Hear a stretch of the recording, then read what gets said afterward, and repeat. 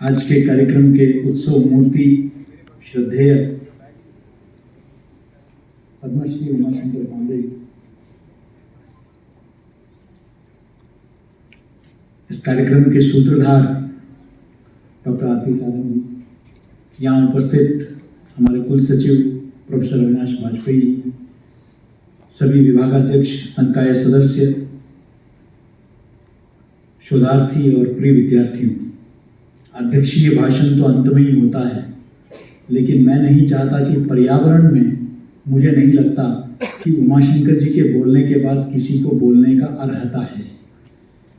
ये उमाशंकर जी की जो योगदान है, उसके बाद हमको सिर्फ सुनना है, उस पर विचार विमर्श करना है, उस पर अंतर्मनन करना है, संकल्प लेना है और आगे बढ़ना है। उसके बाद किसी और शब्दों का आवश्यकता नहीं है। आप मान सकते हैं कि हमने जरूर बातचीत के दौरान हम लोग बोलते जरूर हैं कि वो तो फक्कड़ आदमी है, हम लोगों के बारे में कहते हैं वो फकीर आदमी है। पद्मश्री उमाशंकर पांडे जी के घर में आज भी बिजली और पंखा नहीं है।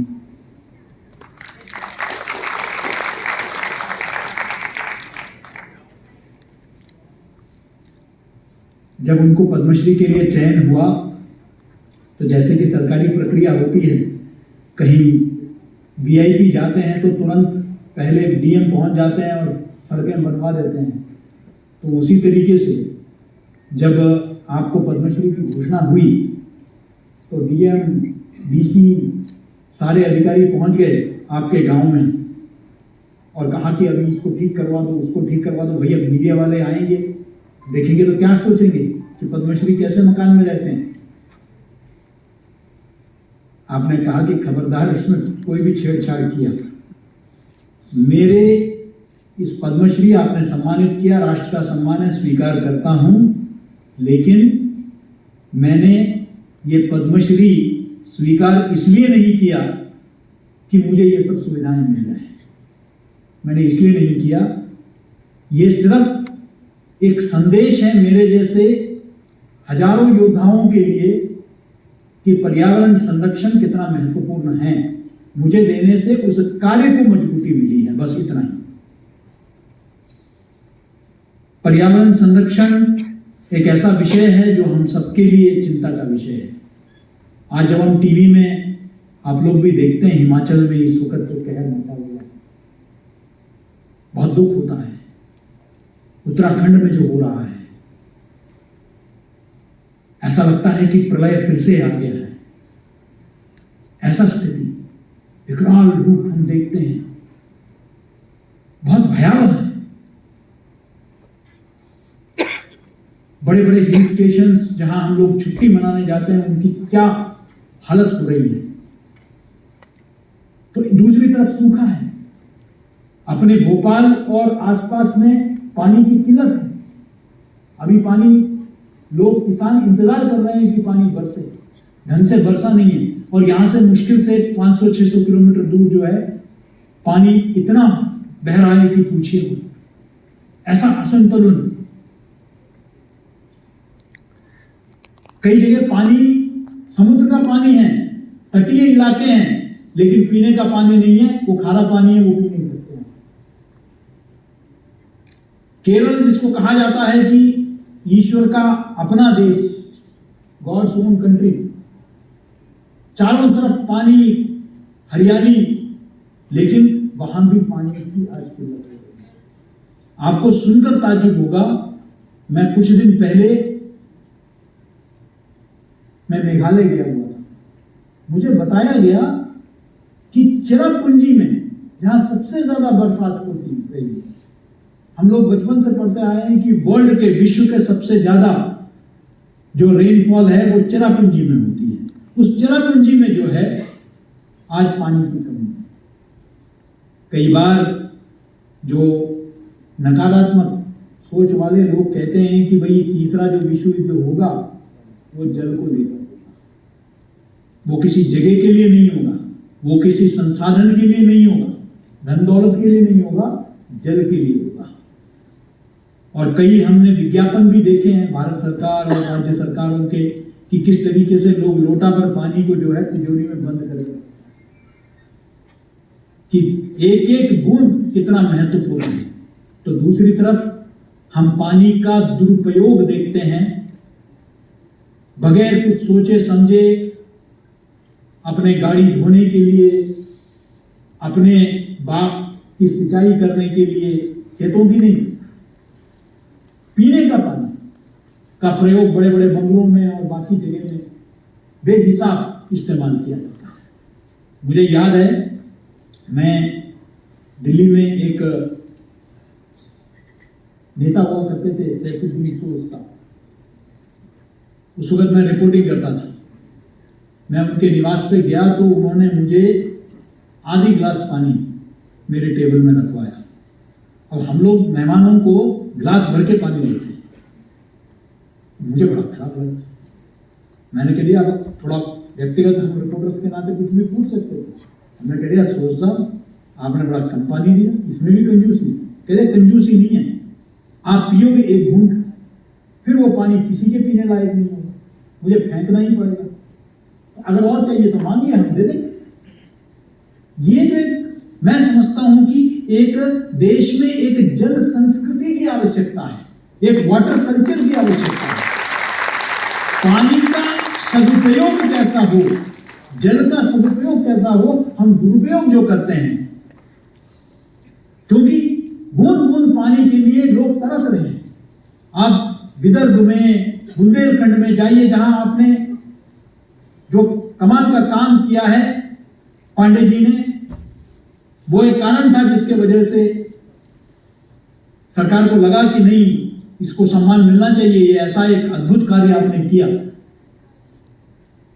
लेकिन वहां के आप स्थिति देखिए, किलोमीटर किलोमीटर के हिसाब से महिलाएं अपने सर पर बर्तन लेकर थोड़ा सा पानी भरने के लिए, जिसको हम बहुत ही टेकन फॉर ग्रांटेड लेते हैं कि ये तो है ही ये संसाधन हमारे पास, ये जो टेकन फॉर ग्रांटेड से हटकर एक जल संस्कृति को निर्माण करना बहुत आवश्यक है। यह हमारे पाठ्यक्रमों का भी हिस्सा होना चाहिए। और इसमें क्योंकि हम बोलते हैं कि वसुधैव कुटुंबकम, सिर्फ भूमि नहीं, समस्त वसुधा, सारे पेड़ पौधे, जीव जंतु सभी एक ही परिवार के सदस्य हैं। अभी कुछ दिन पहले जागरण लेक सिटी यूनिवर्सिटी के बीसी के यहां भी अभी बाघ पहुंच गए। उससे पहले जो है भोज विश्वविद्यालय के कुलपति के घर पे पहुंचे थे, मैं इंतजार कर रहा था। लेकिन तब कई लोग पहुंचे, बाघ आ गए शहर में। अरे बाघ शहर में नहीं आए, शहर बाघों के पास चले गया, उनके घर में घुस गए। हम उनके घर में घुस गए, हमने अतिक्रमण किया है, हमने कब्जा किया उनके जमीन को। ये सब जंगल हुआ करता था, हमने उसमें बड़े बड़े स्पोर्ट्स कॉम्प्लेक्स वो ये इतने भर दिए, वो बेचारे जाएंगे कहां? अभी कई लोग बताते हैं वहां सांप दिखाई दिए, वहां वो दिखाई दिए। ठीक है, अभी हमें अपना बचाव करना है तो जो भी उपाय है वो तो करेंगे, लेकिन जरा सोच के देखिए कि हमने ही, हम घुसपैठिए तो हम हैं। तो इस पर्यावरण में उस मैन एनिमल जो बैलेंस, ये अक्सर विवादों में रहता है, क्योंकि पर्यावरण रिपोर्टिंग आने वाले दिनों में और महत्व इसको मिलेगा। जो अभी ओझा जी बता रहे थे, ग्रेटा थनबर्ग और कई लोगों का नाम लिया गया। ये मैन एनिमल कॉन्फ्लिक्ट स्टडीज है पूरा। उत्तराखंड में कई हाथी रेल के नीचे आके कट गए। सड़कों से जो है जिम कॉर्बेट से निकलते हुए सड़कों से जो है वो ट्रकों के नीचे आ गए। हम भी देखते हैं कई जगह उत्तराखंड में जाते हैं, यहां भी जाते हैं अपन होशंगाबाद की तरफ, नर्मदापुरम की तरफ जाते हैं तो पूरा आपका वानर सेना और पूरा आपके लंगूर और दुनिया भर के आप उनके इलाके में पूरी तरह घुस गए हैं। बड़े बड़े सड़क बना रहे हैं, लेकिन विकास क्या जरूरी नहीं है? विकास भी आवश्यक है। तो ये संतुलन कैसे बनाए रखें? और इसमें सबसे ज्यादा ध्यान देने वाली बात है, और ये बात कह के मैं अपनी वाणी को विराम दूंगा। आपको बने रहना जर्नलिस्ट है, आपको एक्टिविस्ट नहीं बनना है। दिक्कत तब होती है जब एक्टिविस्ट जर्नलिस्ट बन जाता है या जर्नलिस्ट एक्टिविस्ट बन जाता है। मैं एक उदाहरण देता हूं कि अगर आप एनिमल राइट्स के एक्टिविस्ट हैं और अगर आप जर्नलिस्ट बन गए, यह घटना हुई है केरल में। केरल में कई बच्चों को कुछ शहरों में लगातार कुत्ते काट रहे थे। कुत्ते काट रहे थे तो बहुत बड़ा इश्यू बन गया वहां। भाई रोज कुत्ते काट रहे हैं बच्चों को, छोटे बच्चों को काट रहे हैं, बड़ों को काट रहे हैं। लेकिन एनिमल एक्टिविस्ट ने कह दिया कि कुत्ते को तो आप हाथ नहीं लगाएंगे, कुत्तों को हाथ नहीं लगाएंगे, उनके साथ हमको बिल्कुल सहानुभूति पूर्वक करना है। उनको पकड़ के म्युनिसिपैलिटी वाले ले जाएंगे नहीं, उनका स्टेरिलाइजेशन नहीं करेंगे, उनको पकड़ के बंद नहीं करेंगे, उनको घूमने दो। और कई लोग जो एनिमल लवर्स हैं वो उनको खाना खिलाते थे और सारा कुछ करते थे। लेकिन उस क्षेत्र में बच्चों ने बाहर घूमना बंद कर दिया, पार्कों में जाना बंद कर दिया। अब ऐसे में समस्या ये आ गई कि जो जर्नलिस्ट है उसको दोनों पहलुओं को देखना है। उसको इस बात को भी देखना है कि उन मूक प्राणियों के साथ अत्याचार ना हो, लेकिन साथ ही साथ वहां जो इंसान है, वहां जो बच्चे हैं, उनके साथ भी नाइंसाफी ना हो।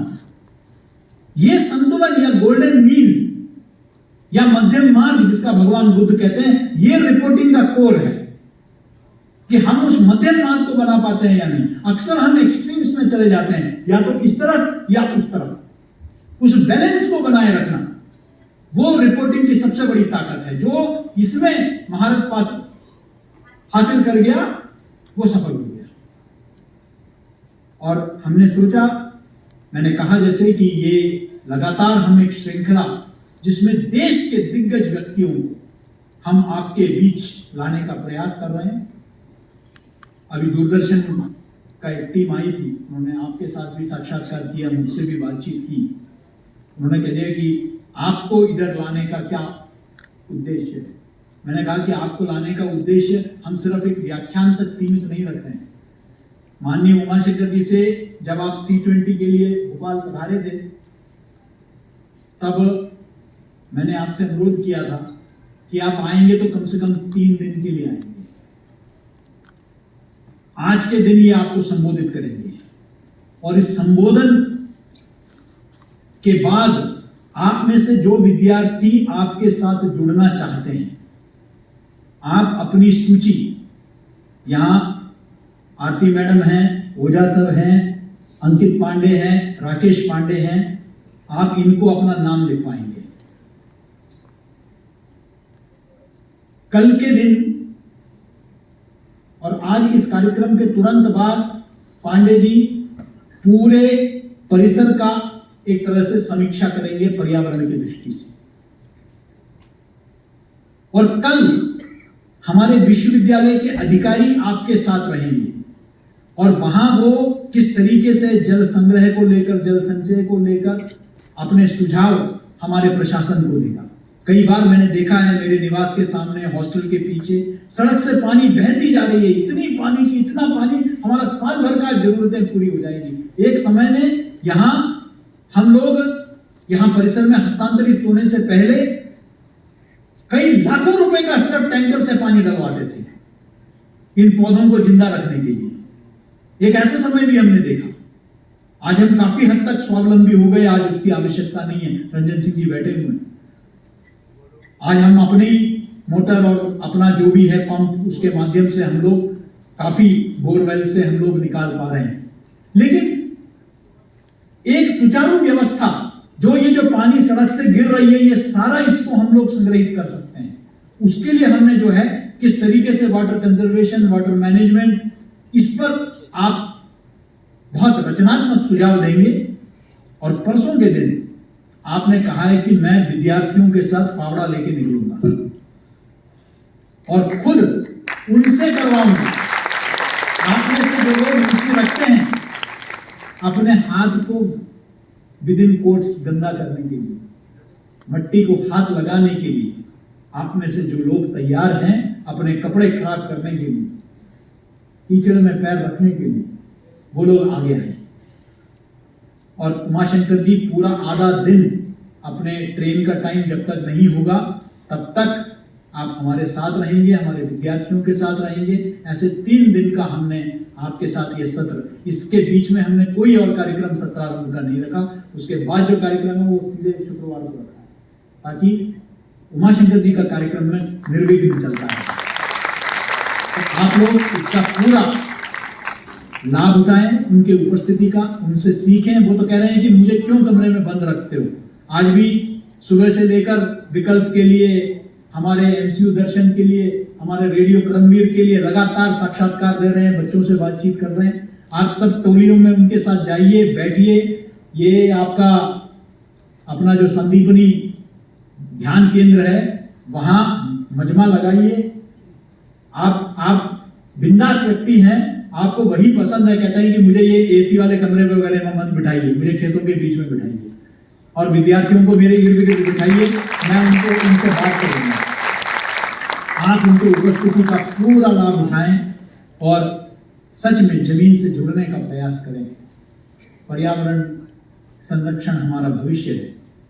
अगर हमने पर्यावरण को, हमारे यहाँ कहावत है धर्मो रक्षते रक्षता, जो धर्म की रक्षा करता है धर्म उसकी रक्षा करता है। वैसे ही पर्यावरण का भी, जो पर्यावरण की रक्षा करेगा पर्यावरण उसी की रक्षा करेगा।